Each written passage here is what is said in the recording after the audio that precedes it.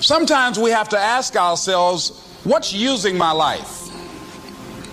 Heard a guy give a lecture one time that says, we are today what we were when. And he was talking about the fact that we, to a great extent, behave, think, react because of some previous experience that we've had.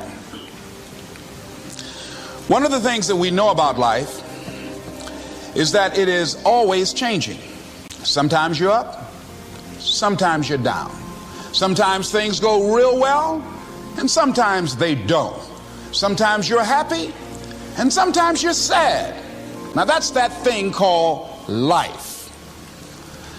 And when we begin to understand and know that, accepting that reality that we will never ever have things just on an even keel all the time, that you're going to have some ups and you're going to have some downs, but during those down moments, that's where the growth takes place. That's where the work is. See, anybody can feel good when they have their health, their bills are paid, they have happy relationships, business is successful. Anybody could be positive then. Anybody can have a larger vision then. Anybody can have faith under those kinds of circumstances. Am I correct? See, but the real challenge of growth, mentally, emotionally, and spiritually, comes when you get knocked down. Somebody said that adversity introduces a man to himself or a woman. How you handle it, that's where the growth takes place. When I was facing some challenges, I had a guy say something to me, and I suggest this is one of the first things that you want to do when you're facing a challenge. You want to get unstuck. Evaluate where you are. Look at it. Assess yourself. Assess yourself and assess the situation. What brought you there? What role did you play? Earl Nightingale had a saying I like. He said, all of us are self-made, but only the successful will admit it. What has brought you to this point? What did you learn from it? Are you learning anything, or are you doing it over and over and over again? Somebody said that insanity is doing the same thing in the same way, expecting a different outcome. Are you going through it, or are you growing through it? Are you bigger and better because of it? Because it's not going to leave you until you grow through it.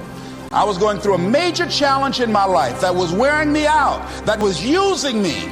You see, your mind is you know, when you go into a service station to get gas, you don't go in there and just start pumping. When you push the lever up, it clears the previous bill. By the same token, if you want to begin to move, you've got to clear your mind of all the unnecessary luggage and baggage that's weighing us down.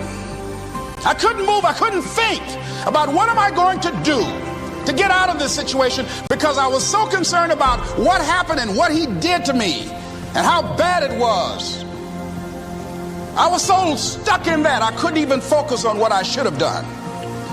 Feeling sorry for myself and angry, and none of that was taking me anywhere. So pretty soon I learned through effort, made a conscious, deliberate, determined effort. I had to let it go. I had to forgive it. Let it go and begin to focus on developing myself. And I say to you, you're going to have people to do things to you. Things are going to happen to you. And the most important thing to do is to harness your will and let it go and move so you can grow, so you can get on with your life. It doesn't matter about what happens to you. What matters is, what are you going to do about it? All of us have experienced some tragedy, and if we haven't, we will. And you can either let it destroy your life, or you can build upon it. You can permit it to let it hold you down, or you can decide, I'm not going to let that happen to me. I'm bigger than this. Make a declaration to yourself. Declare all out war that you're going to get out of this rut. I don't care how good you are. I don't care how talented you are. I don't care how much you work on yourself. There are some times when things aren't going to go right.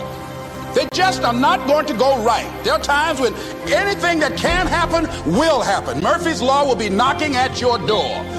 Why? I don't know why. That's called life. And you have to deal with it.